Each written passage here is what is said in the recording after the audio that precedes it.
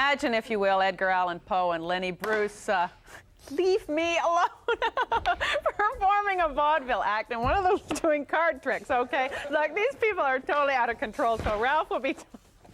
Go back, and Ralph is going to talk to you. Go. Will you get killed, please? Okay, they've got a movie called Penn Teller Get Killed. My partner Teller, in his spare time, is the world's greatest card magician. Teller's amazing rising card. Woo-hoo. Can we see that again, Teller? And now, Teller's rising cards.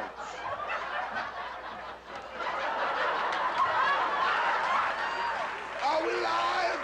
Yeah! Okay, I get 3 serious questions in here. Okay, I don't know where, fine. but I get 3. I wish she'd stop throwing marbles. I know. Well, you know, Just she has to chill learn to over there. behave. Just chill. All right, what's with death? How come you guys are so fascinated by death? It's the only thing that makes us feel alive, right? If it wasn't for death, we wouldn't be alive. So you want to flirt with that edge? It's like a roller coaster ride. You know, when I go to a movie, I don't want to see, you know, middle-aged slice of life stuff. I want to get on a roller coaster and just go right to hell. In a handbasket. In a handbasket, absolutely. All right, when did he stop talking? Well, he doesn't. He has, you know, as you know, he was Yeah. talking before the cameras went on. That's right. He just hasn't been talking professionally because he used to work.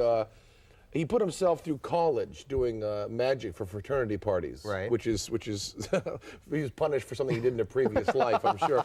And he found that to work in front of those kind of animals, that you had 2 choices. You could be louder, meaner, and more aggressive, which is the route I chose, or you could just shut up and do really creepy things, and people would watch you. All right, so when people say he's like Harpo, what happens?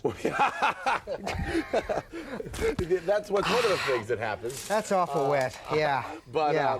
Well, there goes continuity for the rest of the show. Oh, that's right. You have to go afterwards. No, no. You were the only thing You're on the fine, planet. you're Let's fine, go you're on. fine. All right. So this is good. Run out of water. Well, I wasn't thirsty anyways. No, I wasn't either. Where were we? The Harpo thing. Yeah, which kind of upset him. It did a little bit. Maybe it's kind of a buzzword I shouldn't have been using. Probably not. All right. But the whole thing was that Harpo had a really sweet edge, and he was always the victim, and he was always the one that people picked on. And Teller likes to have a much more aggressive edge. I wouldn't have noticed that. You wouldn't have noticed that. I mean, like, well, call me kook, but I thought like vibes of friendliness all the way through this. Oh, well, yeah. All right, now, okay, one more thing. Movies. Movies. Now you're in movies. Now we're in movies with Arthur Penn, which is the shocking thing. I mean, you'd think the dirtballs like us would do a movie with some like MTV You choose director. him, or he choose you? Well, we kept saying, you know, they kept saying, let's get some MTV director in that you can push around. Yeah, right. We kept saying, no, we want a really good director. And then they got to say world-class director, Right, you know. right. And so we God, you're nice. we chose him, but we didn't think we had a chance of getting him. And then Arthur read the script and really dug it. So that was the real. So it was a happy marriage? I mean, like. Incredibly. You give away a lot of gags. You do a movie like this, though, because, I mean, it's a stage act. People see you, that you can do the same act a lot, and nobody has to see it twice. You give away a lot when you do something like this? No, because the movie was written, there's so little overlap, especially when you deal with tricks and magic and so on.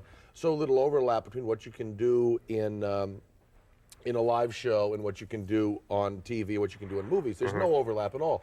So consequently, we're doing an entirely different material in the movie than we do in the live show. Thank you, thank you. Your hair's a little wet, too. I know. I just woke up, though. All right. All right, so you've done it, and it's at the festival, and how's it being appreciated? A lot. I'm really happy. Were you surprised? I mean, you sound surprised by No, this. but aren't you always terrified? I mean, I don't know about Sure, you, but yeah. all the worry. I was more proud of it than anything we'd ever done, but I still wanted to wait and see if people dug it. And like last night, we had a lot of like people that knew us from like Letterman and stuff, and it was really cool because a lot of the jokes that the critics and the press weren't getting, the real people were, and it was. I felt great last night. It was a wonderful thing. It's a nice buzz. So you're going to do more, I mean, you're going to do less stage, more movies now? I don't know. All the ideas I've been getting lately have been staged. So maybe next year we'll be doing some more new live stuff because we've been writing that stuff more. But doing the movie was great. We get to work with Arthur. All right, I think I'm beginning to dry out. So You are. You look It's kind of a fine. time-lapse thing, so I guess the interview's just about over if I'm dry. I guess so. Yeah, You all have, right. you have a lot. I missed a spot? Did I miss a spot? Oh, thank you. Not supposed to touch the mic, you know that. I know. All right. Thank you. Give it that Thank you very much. Hendrix song. Would you like a coffee by any chance? Because I can throw one at you if Isn't you'd like. No. Isn't it really nice that with the makeup on, it kind of beads Yeah, it up? kind of sort of, It yeah. kind of beads. It's a good thing. It's kind of a windshield thing, you know. You just get it that way. All right, that's it. We're finished. All right, we'll be back. Well, I'll Still be to back come, Friday. Zsa Zsa goes to court. More marbles.